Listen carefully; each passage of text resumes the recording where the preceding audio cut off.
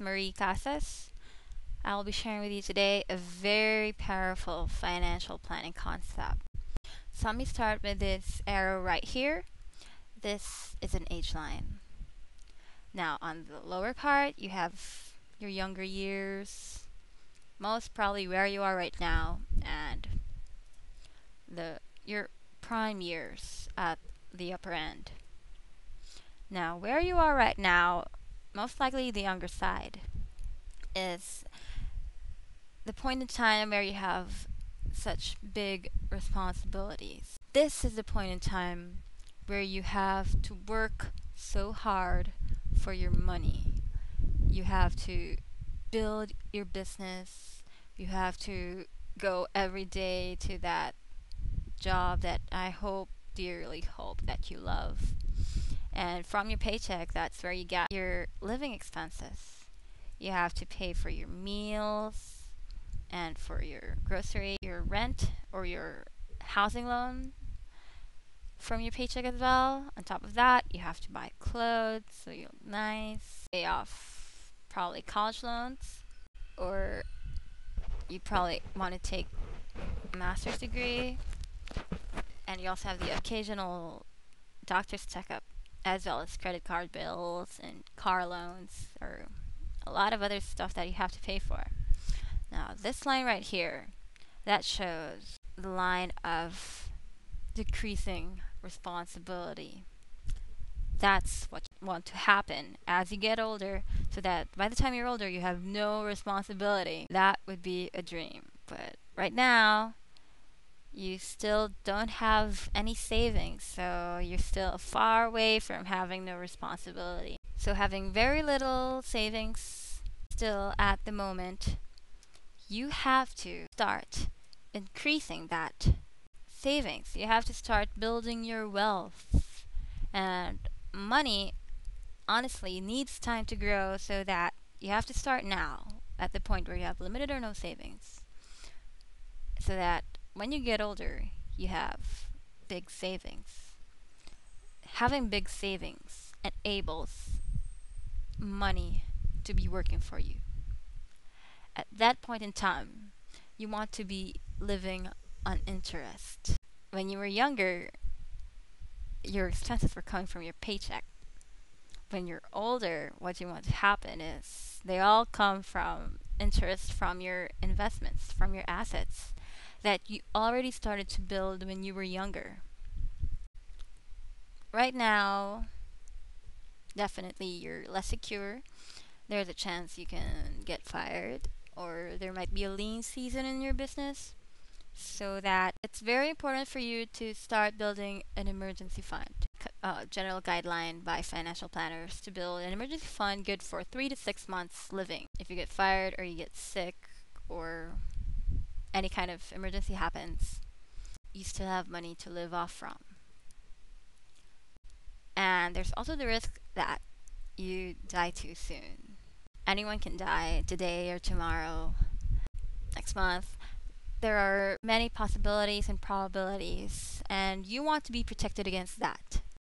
Now, if you don't have parents, relatives, brothers or sisters, if you don't have a boyfriend or a husband or children, then you don't have to worry about that. You don't have to think about dying too soon. But if you do have people depending on you, most especially if you're the breadwinner or you're soon going to be the breadwinner, you definitely have to protect yourself and your family, because you don't want them to be crying really hard when you're gone because you left them with debts to pay and they don't have any other way of earning money. You have to start protecting yourself now. Now, how much life insurance should you get? The general guideline is 5 to 10 times your annual gross income. If you want to get into the more complicated computation, we can deal with that later on. But right now, for discussion purposes, the general rule is 5 to 10 times of your annual gross income. We've dealt with the younger part of your life, which is right now. I hope when you get older, you'll become more secure. You don't have to worry about where to get your paycheck from, because you'll be living on interest. Now, the trouble when you're older is that you may live too long. The retirement fund that you have might not be enough, so you have to make sure that you have everything covered. You have enough for healthcare, maybe your vacation fund, you want to travel with your husband later on. You want to have enough funds to do that. Now, a sad thing that's happening these days is that older people get sick, and most of them didn't plan for it or didn't have enough set aside for healthcare. They have to borrow money. They have to depend on their children. They have to ask for the children to work overtime or borrow money just to pay off hospital bills. Now, that's a very sad reality. You don't want that to happen to you. You don't want to do that to your children later on because that's going to twist their personal financial planning. That's going to be a burden for them. So it's definitely better for you to be able to take care of yourself financially later on. So you have to have money set aside for you later on for healthcare, especially since that will be a very big chunk of your living expenses later on.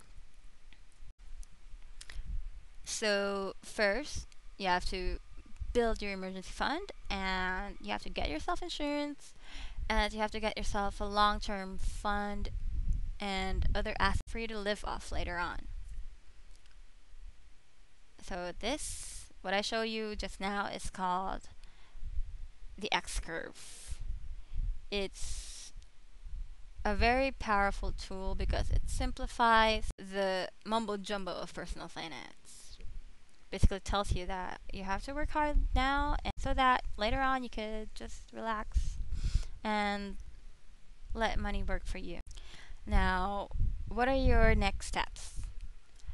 First is get started on your personal finance basics. I have a free course designed for you at mariecasas.com. That's www.mariecasas.com.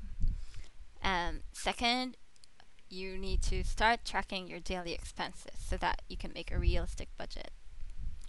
You have to start living simple. Well, at least start getting there. You don't have to buy branded all the time. You may want to start looking at generic items so that you will have more money to go into your savings account and into your investment account. Third, dream big. Start thinking about your financial goals. Put exact amounts and write them down. Those can be short term, like get enough down payment for your first car or enough money for your wedding in 2 years. This can be medium term to longish term, like build enough funds for your children's college education in 20 years.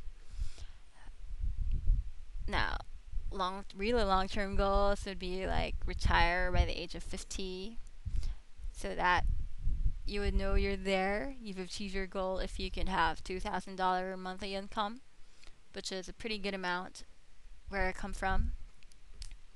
So those are your next steps, and you have to start acting right now for you to go down that blue line I just showed you, for you to start decreasing your responsibility and to start going up that wealth line.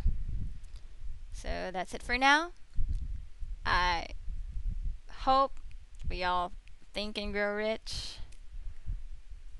Get your free course at www.mariecasas.com.